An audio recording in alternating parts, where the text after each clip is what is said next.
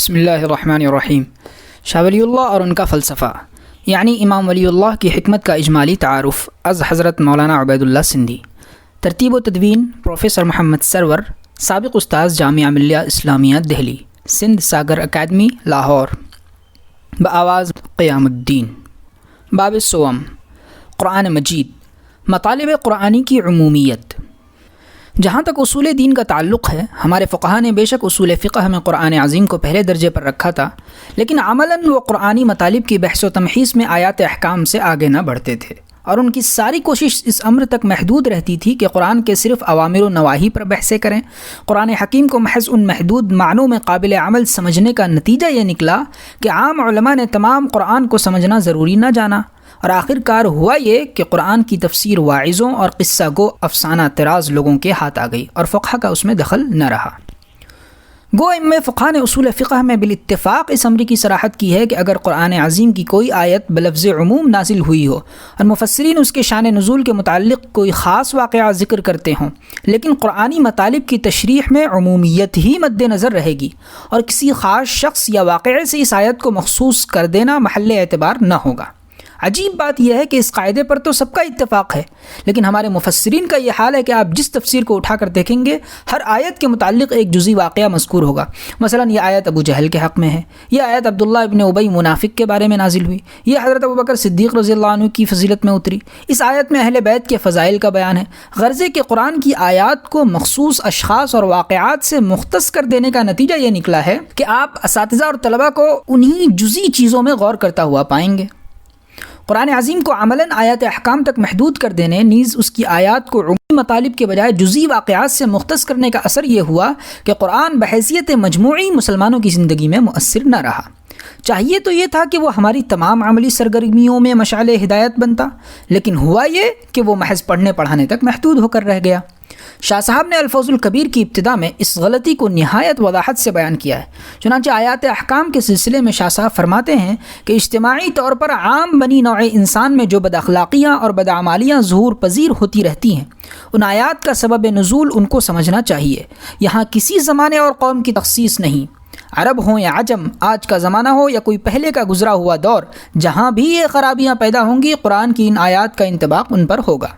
اس ضمن میں الفوظ الکبیر کی عبارت ملاحظہ ہو، تحقیق شدہ امر یہ ہے کہ جہاں بھی برے اعمال اور ظلم کا وجود ہوگا، وہ ان آیات کا سبب نزول سمجھا جائے گا۔ شاہ صاحب نے قرآن عظیم کے مطالب کو اس شکل میں پیش کرنے پر صرف اکتفا نہیں کیا، بلکہ انہوں نے اپنے صحبت یافتہ لوگوں میں اس طریقے پر سوچنے والی ایک جماعت بھی پیدا کر دی۔ شاہ محمد عاشق پھلتی، حاشیہ، شاہ ولی اللہ اور ان کی سیاسی تحریک میں ان بزرگوں کے حالات تفصیل سے درج ہیں۔ متن: شاہ محمد عاشق پلتی اور شاہ محمد امین کشمیری اس گروہ کے سرکردہ حضرات تھے۔ سراج الہند شاہ عبدالعزیز نے ان بزرگوں سے ہی اپنے والد شاہ ولی اللہ کی وفات کے بعد ان علوم کو حاصل کیا تھا۔ علوم پنجگانہ قرآن۔ الفوظ الکبیر کے مقدمے میں شاہ صاحب نے قرآن مجید کے جملہ مطالب اور معانی کو 5 علوم میں تقسیم کیا ہے۔ چنانچہ فرماتے ہیں، تمہیں معلوم ہونا چاہیے کہ قرآن کے جملہ مطالب و معانی ان 5 علوم سے باہر نہیں ہیں۔ ان میں سے ایک علم احکام ہے۔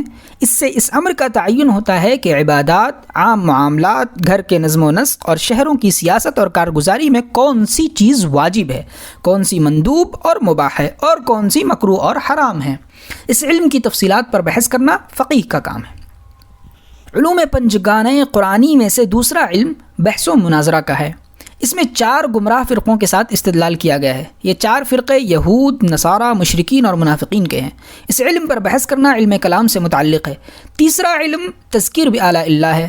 آلاء اللہ کے تحت آسمان و زمین کی تخلیق، بندوں کو ان کی ضروریات کا الہام کرنا اور اللہ تعالیٰ کی صفات کاملہ کا بیان آتا ہے۔ چوتھا علم تذکیر بایام اللہ ہے۔ اس کا مقصد یہ ہے کہ اب تک جو واقعات ہو چکے ہیں اور اللہ نے اپنے نیکوکار بندوں کو جن نعمتوں سے نوازا ہے، اور نافرمانوں پر جو جو عتاب ہوئے ہیں، تذکیر بایام اللہ میں ان کو بیان کیا گیا ہے۔ علوم پنجگانہ میں سے آخری علم تذکیر بالموت وما بعدہ ہے۔ اس علم کے ذیل میں حشر، نشر، حساب، میزان، جنت اور دوزخ کا بیان آتا ہے۔ ان امور کی تفصیلات پر نگاہ رکھنا اور ان کے مطابق احادیث و آثار کو قلم بند کرنا واعظ اور نصیحت کرنے والے مذکر کا کام ہے۔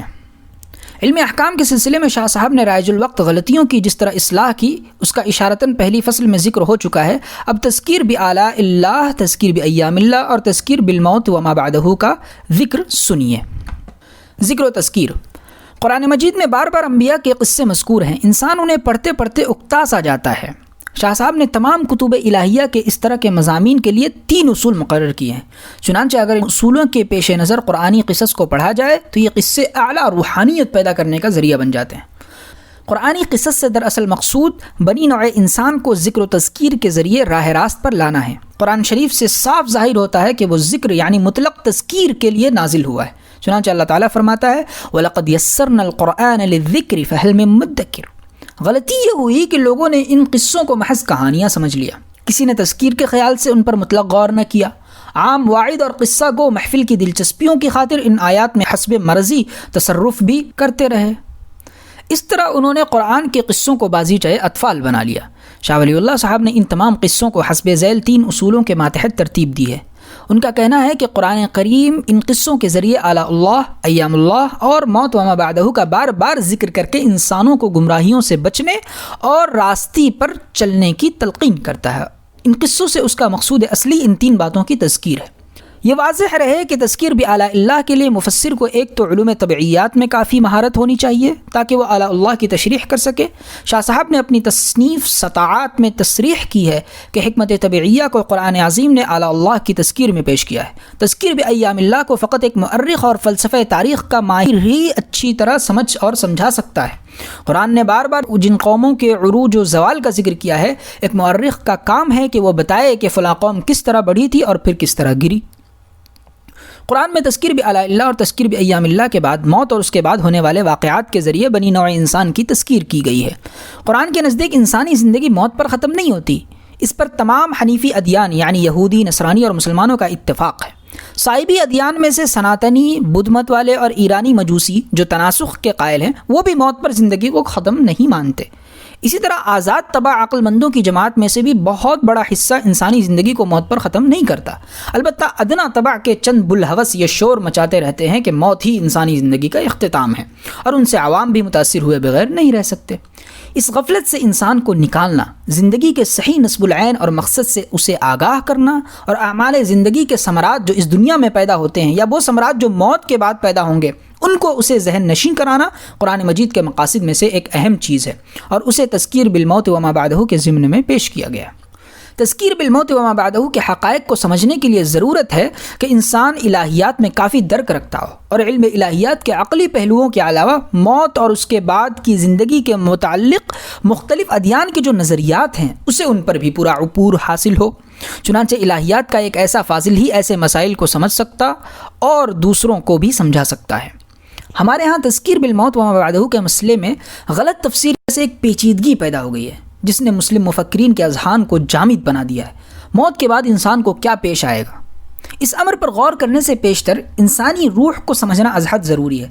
عام مفسرین نے روح کے مسئلے کو متشابہات کے ضمن میں داخل کر دیا ہے اور متشابہات پر گفتگو کرنا ان کے ہاں سرے سے جائز ہی نہیں۔ چنانچہ نتیجہ یہ نکلا کہ کوئی مسلمان مفکر ما بعد الموت کے مسئلے کے قریب جانے کی جرت نہیں کرتا۔ اس لیے قرآن مجید میں ما بعد الموت کے جو مسائل درج ہیں ان کے تحت لفظ ترجمے پر ہی اکتفا کیا جاتا ہے اور اس سے زیادہ ان پر غور و خوض کرنا ضروری نہیں سمجھا جاتا۔ یہاں تک کہ حالت یہ ہو گئی ہے کہ عقائد کی کتابوں میں توحید اور نبوت کا مسئلہ تو عقلی مانا جاتا ہے اور عذاب قبر سے لے کر حشر و نشر اور حساب و جزا و سزا کی تمام بحثوں کا دار و مدار محض منقولات پر ہے، یعنی عذاب قبر کو صرف اس لیے مانا جاتا ہے کہ حدیث شریف میں اس کا ذکر ہے۔ شاہ ولی اللہ صاحب نے اپنی تصنیفات کے ذریعے مسلمانوں کو اس غلطی سے نکالنے کی کوشش کی۔ ان کے نزدیک موت کے بعد جس زندگی کو قرآن پیش کرتا ہے عقل اس کے احاطے سے قاصر نہیں ہے۔ چنانچہ ما بعد الموت کی زندگی شاہ صاحب کے یہاں عقلی نتائج سے ثابت ہے، اور سچی بات یہ ہے کہ عقل کی پوری تائید کے بغیر قرآن تو کسی چیز کو منوانے کی دعوت بھی نہیں دیتا۔ ہمارے اس زمانے میں جبکہ ہندوستان سے اسلامی حکومت جا چکی ہے اور دین اسلام کی برتری کی تائید میں عامت الناس کے لیے مسلمانوں کے سیاسی غلبے اور دنیاوی شوکت کے جو مادی اسباب تھے وہ بھی نہیں رہے، اس زمانے میں قرآن اور اسلام کی تائید میں شاہ صاحب کے ان علمی افادات اور حکیمانہ افکار کی طرف ہندوستانی مسلمانوں کا توجہ نہ کرنا سب سے بڑی بدقسمتی ہے۔ یہود و نصارہ اور مشرکین و منافقین سے خطاب۔ علوم پنجگانہ قرآن میں سے 5واں علم بحث و مناظرہ یا مخاصمے کا ہے۔ اس ضمن میں یہود و نصارہ اور مشرکین و منافقین سے خطاب کیا گیا ہے۔ اس کی پوری تفصیل آپ کو الفوز الکبیر کے مقدمے میں ملے گی۔ اس باب میں شاہ صاحب کے جملہ مباحث کا خلاصہ ہمارے خیال میں یہ ہے کہ شریعت کا اصل مقصود انسانوں میں در حقیقت اچھے اخلاق پیدا کرنا ہے۔ اب شریعت کی تعلیم دو طرح سے دی جاتی ہے۔ ایک طریق تو یہ ہے کہ لوگوں کو اچھے کاموں کا حکم دیا جائے اور برے کاموں سے روکا جائے، اور شریعت کی تعلیم کا دوسرا طریق یہ ہے کہ برے کام کرنے سے افراد اور جماعتیں جس طرح تباہ و برباد ہوئیں اور ان میں جس طرح کے معائب پیدا ہوئے ان کو بیان کیا جائے، اور اس طرح اچھے کام کرنے والے زندگی میں جیسے جیسے کامیاب اور نیک نام ہوئے ان کا ذکر ہو۔ غرض کہ یہود و نصارہ اور مشرکین و منافقین کے حالات کے ضمن میں قرآن اپنے مخاطبین کو دراصل یہ ذہن نشین کراتا ہے کہ اچھے اخلاق کے نتائج تاریخ میں ہمیشہ اچھے نکلے ہیں، اس لیے ان پر عمل کرنا چاہیے، اور برے کاموں کا نتیجہ پہلے بھی ہلاکتوں اور مصائب کا باعث ہوا ہے، اس لیے اس سے بچنا ضروری ہے۔ ہوتا یہ ہے کہ ایک جماعت خدا تعالیٰ پر ایمان لاتی ہے اور اس کے دیے ہوئے احکام کا اپنے آپ کو پابند سمجھتی ہے، آگے چل کر ایک مخلوق اس جماعت کے طریقے پر چلنے لگتی ہے، چنانچہ عامت الناس کے لیے یہ جماعت مقتدا اور مرکز بن جاتی ہے اور سب لوگ اس کا اتباع کرنے لگتے ہیں۔ لیکن ایک وقت آتا ہے کہ اس جماعت میں خرابیاں پیدا ہو جاتی ہیں اور اس کی وجہ سے ساری کی ساری ملت جو اس جماعت کی پیرو تھی برباد ہو جاتی ہے۔ قوموں کی اجتماعی زندگی کے اس دور کو یہود اور نصارہ کے حالات کے ضمن میں بیان کیا گیا ہے۔ قرآن کا مقصود اصل میں افراد اور جماعتوں کی ایک عمومی حالت کو پیش کرنا تھا۔ یہود اور نصارہ کی تخصیص محض مثال کے لیے ہے۔ اب ایک دوسری جماعت ہے جو عقل کے سوچے ہوئے اصول و قواعد کو مانتی ہے اور انہی پر چل کر اپنی ترقی چاہتی ہے، لیکن ہوتا یہ ہے کہ جو اخلاق اس جماعت کے لیے خود اپنے خیال کے مطابق مسلمہ حیثیت رکھتے ہیں اور وہ عقلاً ان کا اپنے آپ کو پابند بھی سمجھتی ہے، یہ جماعت ان پر عمل نہیں کرتی۔ وہ اس طرح کی ایک جماعت اپنے مسلمہ اخلاق کی پابندی کو ترک کر کے کس طرح تباہ و برباد ہوتی ہے، مشرکین کے ذکر میں اس جماعتی زندگی کو بیان کیا گیا ہے۔ اب ایک شخص ہے جو اپنے آپ کو ایک خاص مذہب کا پابند سمجھتا ہے، لیکن سہل انگاری اور سستی کی وجہ سے وہ اس مذہب کے احکام کی تعمیل نہیں کرتا۔ اس طرح مذہب کا جو اصل مقصد ہے وہ اس کی ذات سے پورا نہیں ہوتا۔ ایسے شخص یا اس ذہنیت کے اشخاص کی غلطیوں کو منافقین کے باب میں ذکر کیا گیا۔ الغرض یہود و نصارہ اور مشرکین و منافقین کے متعلق قرآن شریف میں جو مباحث ہیں اور ان کا بار بار جس طرح ذکر کیا گیا، اگر شاہ صاحب کی اس توضیح کے بعد ان پر غور کیا جائے تو صاف نظر آ جائے گا کہ یہ باب قرآن حکیم کے مقاصد میں نہایت اہم درجہ رکھتا ہے۔ لیکن کس قدر افسوس کی بات ہے کہ ہمارے فقہاء ان مباحث کو درخور اعتنا ہی نہیں سمجھتے اور انہیں بے التفاتی سے پڑھ کر گزر جاتے ہیں۔ فقہاء کے علاوہ ہمارے مفسرین میں بھی بہت کم ایسے ہوں گے جنہوں نے ان مباحث کو اپنی توجہ کے قابل سمجھا ہوگا۔ جن لوگوں کے نزدیک فقیہ بننے کے لیے قرآن مجید کے فقط اوامر و نواہی کا جان لینا کافی ہے، ہماری رائے یہ ہے کہ وہ قرآن مجید کے مقاصد سے بالکل نابلد ہیں اور وہ قرآن کو مستق بھی نہیں کر سکے۔ اندازہ لگائیے کہ جب قرآن عظیم کے متعلق مسلمانوں کی مرکزی جماعت اور ان کے اہل علم کا یہ خیال ہو تو عوام بیچارے اس بارے میں کہاں تک قابل ملامت قرار دیے جا سکتے ہیں۔ واقعہ یہ ہے کہ شاہ ولی اللہ صاحب نے قرآن کے مطالب اور مضامین کو مذکورہ بالا 5 ابواب میں تقسیم کر کے دنیا اسلام پر رحمت کا دروازہ کھول دیا ہے۔ ہم نے امام فخر الدین رازی متوفی 606 ہجری کی تفسیر پڑھی، نیز جار اللہ زمخشری متوفی 538 ہجری کی تفسیر کا مطالعہ کیا۔ اس کے علاوہ معالم التنزیل از ابو محمد حسین بن مسعود فرہ بغوی متوفی 510 ہجری اور تفسیر حافظ عماد الدین ابو الفدا اسماعیل بن عمر المعروف بابن کثیر متوفی 774 ہجری بھی پڑھی۔ ان سب تفسیروں کے ذریعے ہم نے قرآن کو سمجھنے کی اپنی استطاعت کے مطابق پوری کوشش کی، لیکن سوائے تحیر کے ہمیں کچھ نصیب نہ ہوا۔ اگر زمانے طالب علمی میں ہم نے نجم الائمہ حضرت شیخ الہند قدس سرہ سے چند آیتوں کی تفسیر جو کتابوں میں نہیں ملتی نہ سنی ہوتی اور ہمارے لیے وہ اطمینان کا ذریعہ نہ بنتی، نیز شیخ الاسلام مولانا محمد قاسم نانوتوی کے بعد تفسیری جملے ہم نے نہ پڑھے ہوتے تو قدماء کی ان تفسیروں کو پڑھ کر ہم علم تفسیر کے حصول سے قطعاً مایوس ہو جاتے۔ حاشیہ: ایک زمانہ ہوا میں نے خواب میں دیکھا تھا کہ امام مالک رحمۃ اللہ علیہ سندھ کے مدرسہ دارالرشاد کے ایک کمرے میں تشریف لائے ہیں۔ اس کے بعد شیخ الہند آئے اور اسی کمرے میں اترے۔ اسی دن سے میں شیخ الہند کو امام مالک رحمۃ اللہ علیہ سے تشبیہ دیتا ہوں اور ان کو نجم الائمہ کے لقب سے یاد کرتا ہوں۔ امام شافعی رحمۃ اللہ علیہ فرماتے ہیں کہ جب علماء کا ذکر ہو تو امام مالک کی حیثیت ان کے نجم کی ہے۔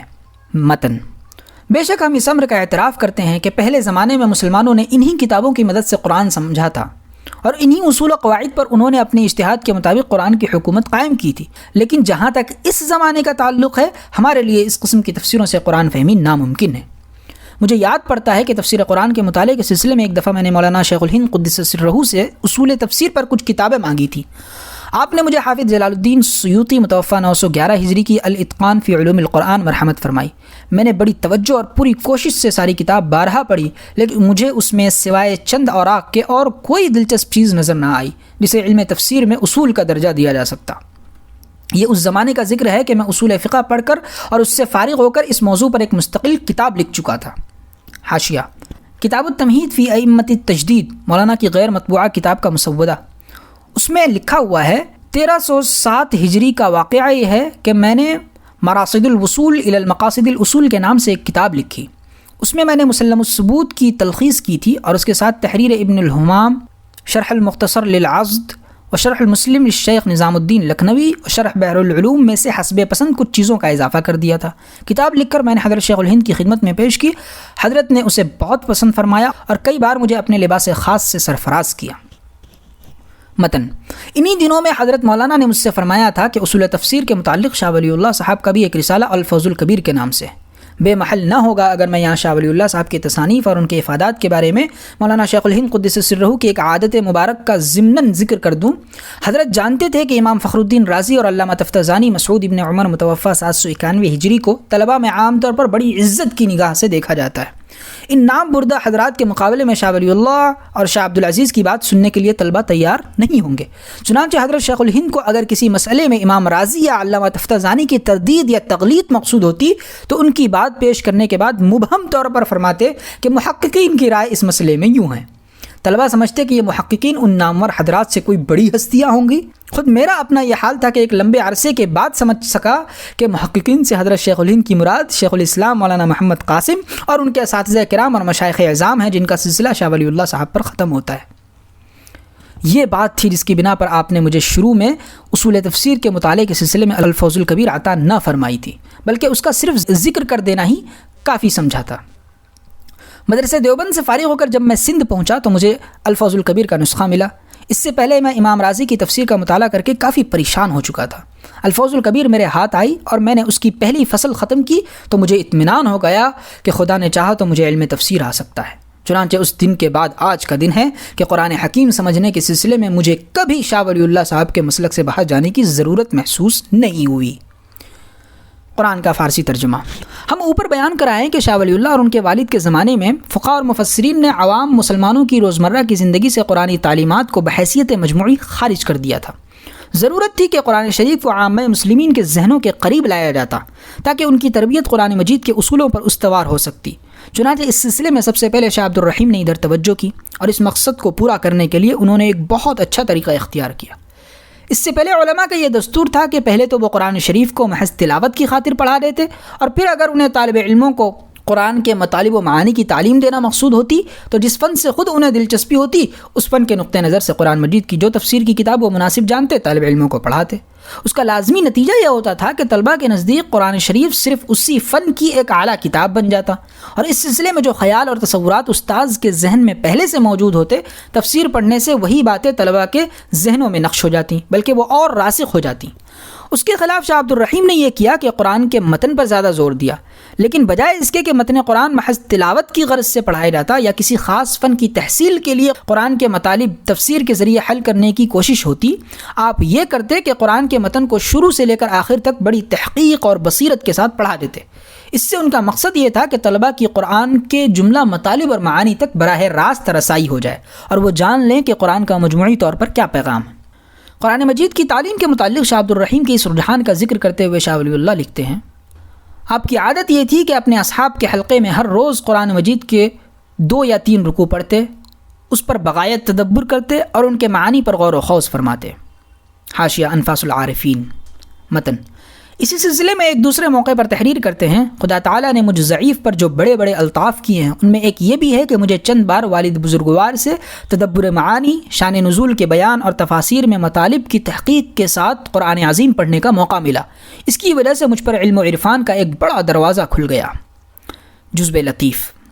شاہ عبد الرحیم کی اس تربیت کا اثر تھا کہ شاہ ولی اللہ صاحب نے اپنی وجدانی قوتوں کے ذریعے قرآن حکیم کی حقیقت کو اس طرح معین کر دیا کہ یہ کتاب بذات خود ایک مکمل نصاب ہے، اس پر اضافے کی کوئی ضرورت نہیں اور قرآن کریم کا خود متن مستقل مطالعے اور توجہ کا مرکز بن سکتا ہے۔ شاہ صاحب کے زمانے میں ہندوستانی مسلمانوں کی رسمی زبان فارسی تھی، چنانچہ آپ نے قرآن کریم کے متن کا ہندوستانی مسلمانوں کے لیے قابل فہم بنانے کی خاطر فتح الرحمن کے نام سے فارسی زبان میں ترجمہ بھی کر دیا۔ شاہ ولی اللہ صاحب نے قرآن مجید کا یہ فارسی ترجمہ 1150 ہجری میں شروع کیا تھا، 1151 ہجری میں آپ نے اسے تکمیل کو پہنچایا، اور 1156 ہجری میں آپ نے فتح الرحمن کی تدریس بھی شروع کر دی۔ ترجمے کے ساتھ ساتھ شاہ صاحب نے مختصر طور پر تشریحی فوائد بھی لکھے۔ ان تشریحی فوائد کی کیا اہمیت ہے اس کو میں یورپ جا کر سمجھ سکا ہوں۔ یہاں فتح الرحمن کی ان تشریحی فوائد میں سے 2 مثالیں پیش کی جاتی ہیں جن سے ان کی اہمیت کا کچھ اندازہ ہو سکے گا۔ نمبر 1، کتب علیکم القصاص فی القتلی کی تفسیر میں شاہ صاحب لکھتے ہیں کہ قصاص سے یہاں مراد مساوات اور مماثلت ہے۔ قصاص کی یہ تعبیر غالباً آپ کو کسی تفسیر میں نہیں ملے گی۔ شاہ صاحب کا کہنا یہ ہے کہ قرآن کریم نے اس آیت میں انسانی مساوات کو مبنائے حیات قرار دیا ہے، اور کتب علیکم القصاص فی القتلی الحر بالحر والعبد بالعبد والانثى بالانثى، یعنی مساوات فرض اور ضروری ہے، نیز اسی میں زندگی اور حصول تقویٰ کا انحصار بھی اسی پر ہے۔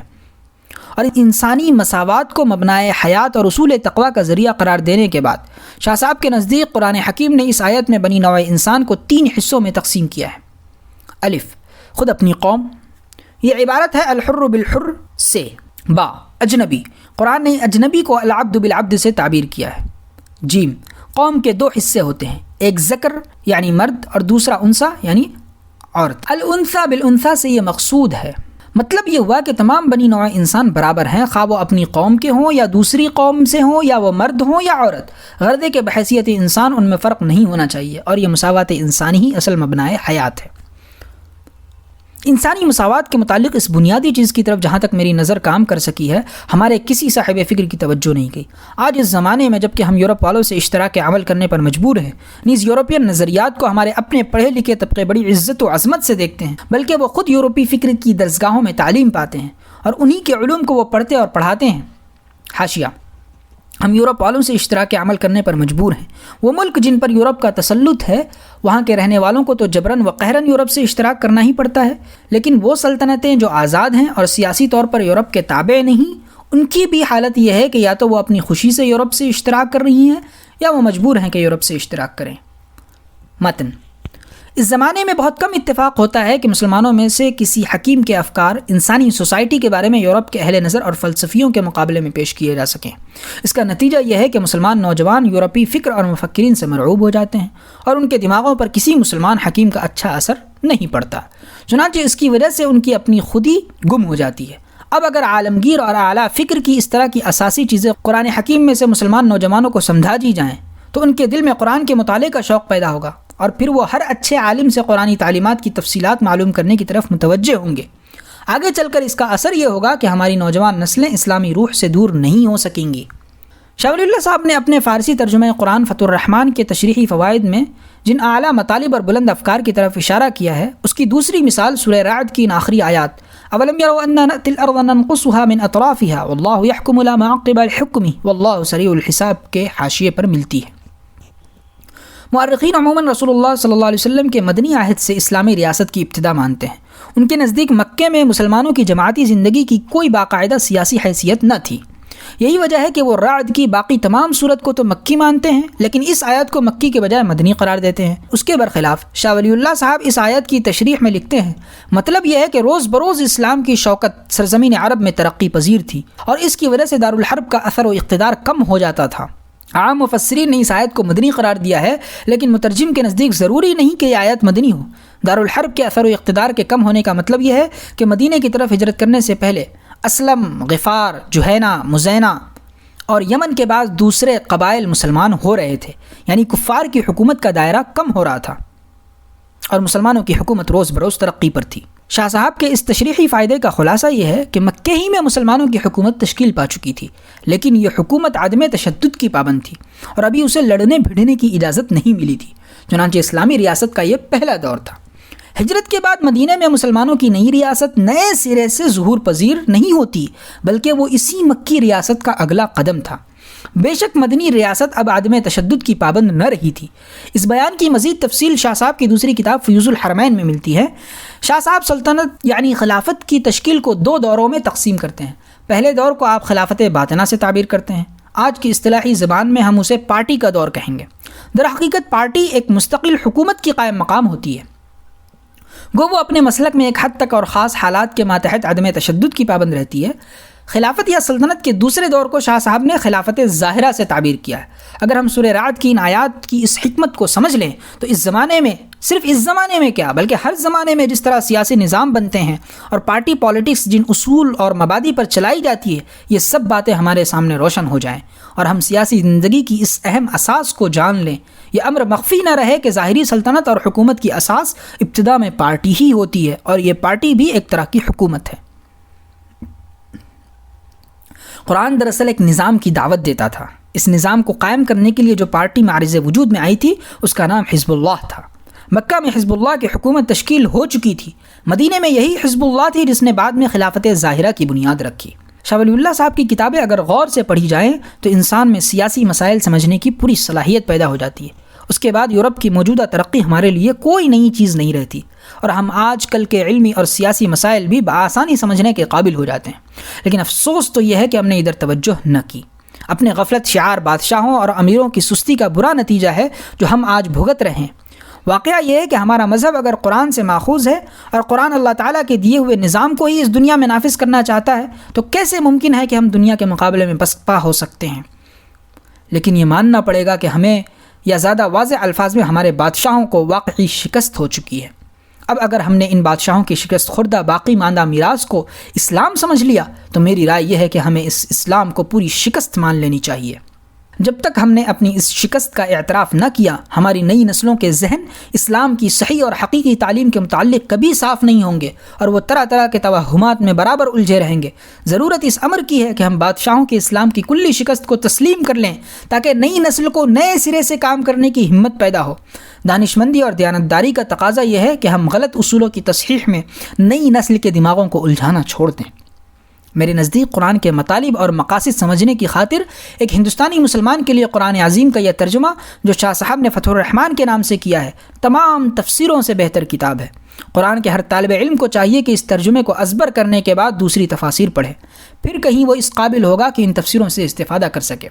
اگر یہ ترجمہ ایک استاد سے پڑھنے کے بعد بھی ذہن میں راسخ نہ ہو تو میرے خیال میں ایک عجمی غیر عربی مسلمان قرآن مجید کی موجودہ تفسیروں سے معتد بھی فائدہ نہیں اٹھا سکتا۔ اب یہ تفسیریں خواہ نقلی ہو خواہ عقلی یا ان میں صرف قرآن کی ادبی خوبیوں سے بحث کی گئی ہو۔ محکمات اور متشابہات۔ تفسیر قرآن کے سلسلے میں ایک اہم مسئلہ محکمات اور متشابہات کا ہے۔ قرآن حکیم نے خود اپنی آیات کو محکمات اور متشابہات میں تقسیم کیا ہے۔ حاشیہ: هو الذی انزل علیک الکتاب منہ آیات محکمات ہن ام الکتاب واخر متشابہات۔ متن: عام طور پر اہل علم متشابہات میں بحث کرنا ناممکن سمجھتے ہیں، لیکن دقت یہ ہے کہ آیات متشابہات کی کوئی ایسی متفقہ علیہ واضح تعریف اور تشریح نہیں جس کی بنا پر یہ فیصلہ کیا جا سکے کہ قرآن کی فلاں فلاں آیات محکمات ہیں اور فلاں فلاں متشابہات ہیں جن میں کہ گفتگو نہیں کی جا سکتی۔ متشابہات کے غیر معین ہونے اور ان میں بحث کو ناممکن سمجھنے کا یہ اثر ہوا کہ ایک تو سارے کا سارا قرآن قابل فہم نہ رہا، دوسرے متشابہات میں غور نہ کرنا ایک اصول اور عقیدہ بن گیا۔ ایک کتاب کی نسبت جب یہ عقیدہ ہو جائے کہ اس کے بعد حصے اور طرفہ بات یہ ہو کہ ان بعض حصوں کا پورا تعین بھی نہ ہو، فہم سے بالاتر ہیں، تو متوسط عقل رکھنے والوں کے لیے ساری کی ساری کتاب بتمام ہی مشتبہ بن جاتی ہے، اور موقع بموقع رہ رہ کر طبیعت میں یہ خدشات اور اوہام اٹھتے ہیں کہ معلوم نہیں فلاں فلاں آیات کا جو مفہوم ہم نے معین کیا ہے ممکن ہے ان آیات میں جن کو ہم سمجھ نہیں سکے اس کے خلاف کوئی بات ہو۔ اس غلط فکر سے قدرتاً قرآن کی تعلیمات اور اس کے احکام کے بارے میں وہ عزم و یقین پیدا نہیں ہو سکتا جو عمل کے لیے ضروری ہوتا ہے۔ چنانچہ متشابہات کے متعلق اس غلط فہمی اور ناقص عقیدے نے قرآن کی عملی دعوت کی طرف سے مسلمانوں کے التفات کو یکسر ہٹا دیا ہے۔ شاہ صاحب نے اپنے علوم و معارف کے ذریعے اس غلط فکر کی اصلاح کی طرف بھی توجہ فرمائی۔ چنانچہ آیات متشابہات کے تعین معانی کے سلسلے میں شاہ ولی اللہ صاحب کی حکمت ہمارے اصحاب علم میں سے راسخین فی العلم کو واقعی اس قابل بنا سکتی ہے کہ وہ تحقیقی طور پر متشابہات کے مفہوم کو سمجھ لیں۔ شاہ صاحب کے ان علوم کو ہم تکمیلی علوم میں شامل کرتے ہیں اور ہم اس امر کا اعتراف کرتے ہیں کہ ہر طالب علم تکمیل کے اس درجے پر نہیں پہنچ سکتا، لیکن ہمیں یقین ہے کہ اگر وہ مسلسل اپنی جد و جہد جاری رکھے تو رسوخ فی العلم کا مرتبہ حاصل کر لینا اس کے لیے ناممکن نہیں ہے۔ اور ہم یہ بھی مانتے ہیں کہ رسوخ فی العلم والے یا دوسرے لفظوں میں راسخین فی العلم کا گروہ متشابہات کو سمجھ سکتا ہے۔ واقعہ یہ ہے کہ شاہ صاحب کے ان علوم و معارف کے مطالعے سے علماء قرآن میں یہ یقین پیدا ہو سکتا ہے کہ قرآن سارے کا سارا بتمام ہی قابل فہم ہے۔ لیکن آج ضرورت اس امر کی ہے کہ قرآن کریم کے ایسے عالموں کی ایک مستقل سوسائٹی ہو، ان میں کامل استاد بھی ہوں اور اول اور دوم درجے کے اہل علم بھی شامل ہوں، چنانچہ قرآن کو سمجھنے اور سمجھانے کے لیے یہ لوگ مرکزی قوت بن سکتے ہیں اور ان کے ذریعے قرآن کی تعلیمات تمام دنیا میں کامیاب بنائی جا سکتی ہیں۔ زمانہ قیام مکہ میں ہمیں زیادہ تر ایسے اہل علم سے واسطہ پڑتا رہا جو شیخ الاسلام ابن تیمیہ کی امامت کے قائل تھے۔ یہ لوگ ظاہریہ، حنابلہ اور شافعی محدثین کی طرف علمی میلان رکھتے تھے اور یہ اس وہم میں مبتلا تھے کہ متشابہات میں بحث کرنا فتنے کا دروازہ کھولنا ہے۔ ان کے نزدیک متشابہات کا یقینی طور پر علم حاصل کرنا کسی عالم کے لیے ممکن نہ تھا۔ اس کے برعکس شاہ ولی اللہ صاحب ہیں کہ متشابہات میں بحث کرتے ہیں، اور یہ بات مکہ معظمہ کے ان اہل علم کے اصول کے خلاف تھی۔ چنانچہ یہ نہیں چاہتے تھے کہ ہم شاہ ولی اللہ کی تعلیمات کو کھلے طور پر طلباء کے سامنے پیش کر سکیں، اس لیے ان کی کوشش یہ تھی کہ وہ ہماری تعلیمی سرگرمیوں پر پابندی عائد کر دیں۔ اس بنا پر ہمیں تھوڑے دنوں تک بہت پریشانی رہی اور ہم نرمی سے بحث و استدلال کے ذریعے انہیں اس مسئلے میں قائل کرنے کی کوشش بھی کرتے رہے۔ اسی اتفاق کا یہ کہ انہی دنوں سورہ اخلاص کی تفسیر جو شیخ الاسلام ابن تیمیہ کی لکھی ہوئی ہے، مصر کی مطبوعہ ہمارے ہاتھ آئی۔ ہم نے اس کا مطالعہ کیا تو ہماری حیرت کی کوئی انتہا نہ رہی۔ ہم نے دیکھا کہ امام ابن تیمیہ نہایت شدت سے اس خیال کی تردید کرتے ہیں کہ متشابہات کا علم خدا تعالیٰ کے سوا کسی کو حاصل نہیں۔ دراصل بات یہ ہے کہ متشابہات کے بارے میں یہ خیال اس طرح پیدا ہوا کہ محکمات اور متشابہات کا جن آیات میں ذکر کیا گیا ہے ان کے ضمن میں وما یعلم تأویلہ الا اللہ کی جو آیت ہے اس پر مضمون ختم کر دیا جاتا ہے، اور الا اللہ کے بعد وقف لازم مانا جاتا ہے، اور آیت والراسخون فی العلم سے ان کے نزدیک نیا مضمون شروع ہوتا ہے۔ چنانچہ اس طرح وہ اس آیت کو پہلی آیت سے منقطع کر دیتے ہیں۔ اس فکر کی تردید کرتے ہوئے امام ابن تیمیہ پوچھتے ہیں کہ آیات متشابہات کا علم رسول اللہ صلی اللہ علیہ وسلم کو تھا یا نہیں، اور اس سے اوپر کیا جبریل بھی ان کا مقصود جانتے تھے یا نہیں؟ اب اگر اس کا جواب نفی میں ہے تو ان آیتوں کے نازل کرنے کا آخر کیا مطلب تھا؟ امام ابن تیمیہ کی اس بحث کو ہم نے مکہ معظمہ کے اہل علم کے سامنے پیش کیا تو وہ حیران رہ گئے۔ بعد ازاں وہ خود ابن تیمیہ کی دوسری کتابوں سے اس امر کی تائید میں اقوال تلاش کر کے ہمیں سنانے لگے۔ آیات متشابہات کے معاملے میں میرا اپنا حال یہ ہے کہ جب سے میں نے مولانا بحر العلوم کی شرح مسلم الثبوت پڑھی ہے، اور یہ 1307 ہجری کا واقعہ ہے، اس زمانے سے ہی میں اس پر مطمئن تھا کہ بحث و مناظرے سے تو متشابہات کا مطلب حاصل نہیں ہو سکتا۔ حاشیہ: مولانا عبدالعلی فواتح الرحمود فی شرح مسلم الثبوت میں لکھتے ہیں، اولیاء کرام جو اصحاب کرامات تھے ان سے منقول ہے کہ وہ متشابہات کی تعویل جانتے تھے، اور ان کے یہاں اس کو جاننے کا طریقہ یہ تھا کہ وہ سخت ریاضتیں اور بڑے بڑے مجاہدے کرتے، اور اس طرح بدن اور اس کے لوازمات سے بلند ہو کر اعلیٰ علیین میں منسلک ہو جاتے۔ اس حالت میں ان پر ایسے علوم کا فیضان ہوتا جو بغیر کوشش، قصد اور طلب کے ان کے دلوں پر نازل ہوتے تھے۔ ان کیفیات کو نہ کسی آنکھ نے دیکھا ہوتا اور نہ کسی کان نے سنا ہوتا۔ سلف کی طرف یہ بات جو منسوب ہے کہ متشابہات کا سمجھنا ممکن نہیں، تو اس سے ان کا مقصد یہ تھا کہ بحث و مناظرے سے ان کی لم کا پانا ناممکن ہے۔ امام عبد القاہر بغدادی متوفی 429 ہجری اپنی کتاب اصول الدین میں لکھتے ہیں، ہمارے شیخ ابو الحسن عشری فرماتے تھے کہ ضروری اور لابدی ہے کہ ہر زمانے میں کوئی نہ کوئی ایسا عالم ہو جو متشابہات از قسم حروف ہجا وغیرہ کی تعویل جانتا ہو۔ معتزلہ بھی اس معاملے میں یہی عقیدہ رکھتے تھے۔ صفحہ 18 طبع مصر یا مستصفیٰ للغزالی۔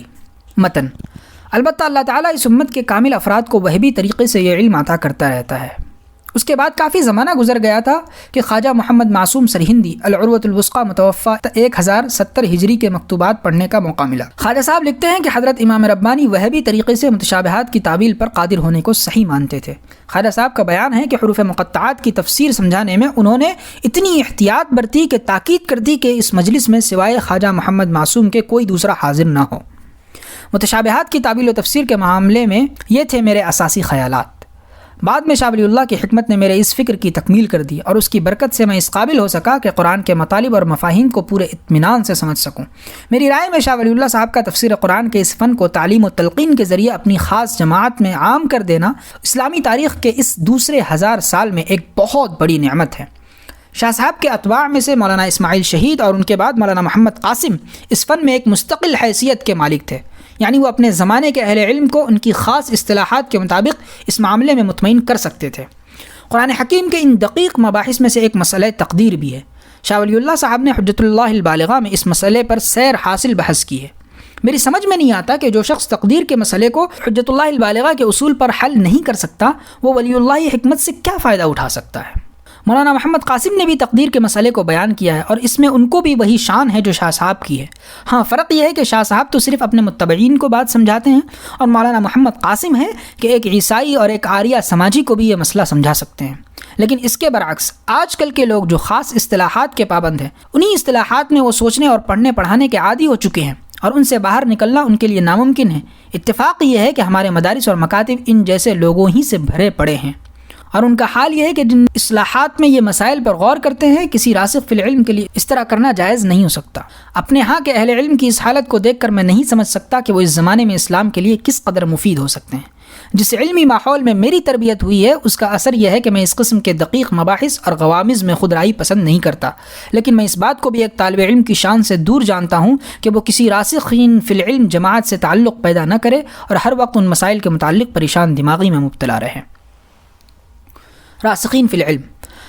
اب سوال یہ ہے کہ رسوخ فی العلم سے کیا مراد ہے اور ہم کس عالم کو راسخین فی العلم کہیں گے؟ راسخ فی العلم وہ عالم ہوتا ہے جس کی معلومات میں کوئی تناقض نہ ہو اور جو چیزیں بظاہر متعارض ہیں وہ ان کو ایک قاعدے کے اندر اس طرح جمع کر لیتا ہے کہ ان میں باہمی تناقض نہیں رہتا اور ایک کی دوسرے سے پوری مطابقت ہو جاتی ہے۔ شاہ ولی اللہ صاحب نے مکتوب مدنی کے شروع میں لکھا ہے کہ ہمارے دور کے خاص علوم میں سے چوٹی کا علم مختلف آراء میں تطبیق دینا ہے۔ چنانچہ فرماتے ہیں، اللہ تعالیٰ کے فضل و کرم سے ہمیں اس زمانے میں یہ سعادت نصیب ہوئی کہ ہمارے سینے میں اس امت کے علماء کے سب علوم جمع ہو گئے ہیں۔ کیا معقولات، کیا منقولات اور کیا کشف و وجدان کے علوم ہمیں خدا نے توفیق دی ہے کہ ایک علم کو دوسری پر تطبیق دے سکتے ہیں۔ اس طرح بظاہر ان میں جو اختلافات ہوتے ہیں وہ ختم ہو جاتے ہیں اور ہر بات اپنی جگہ ٹھیک ٹھیک بیٹھ جاتی ہے اور ان میں کوئی تناقض نہیں رہتا۔ مختلف اور متعارض اقوال میں ہمارا تطبیق کا یہ اصول علم کے تمام فنون پر حاوی ہے۔ اس کے تحت فقہ بھی آتی ہے، علم کلام بھی آ جاتا ہے اور تصوف کے مسائل بھی۔ شاہ ولی اللہ صاحب اسی اصول اور کلیے کے تحت فقہ کے مختلف مذاہب میں تطبیق دیتے ہیں اور پھر حدیثوں اور فقہ کے اقوال میں مطابقت ثابت کرتے ہیں۔ اس کے بعد رسول اللہ صلی اللہ علیہ وسلم کی احادیث کو قرآن مجید سے مستنبط قرار دیتے ہیں۔ پھر ادیان اور ملتوں میں جو اختلاف اور تضاد ہیں ان کو وہ ایک قاعدے میں لاتے ہیں۔ اس طرح تصوف میں توحید اور ذات خداوندی کے متعلق وحدت شہود اور وحدت وجود کے جو دو طرز خیال ہیں، مکتوب مدنی میں ان کے باہمی اختلاف کو رفع کر کے ان کو ایک نقطے پر جمع کر دیتے ہیں۔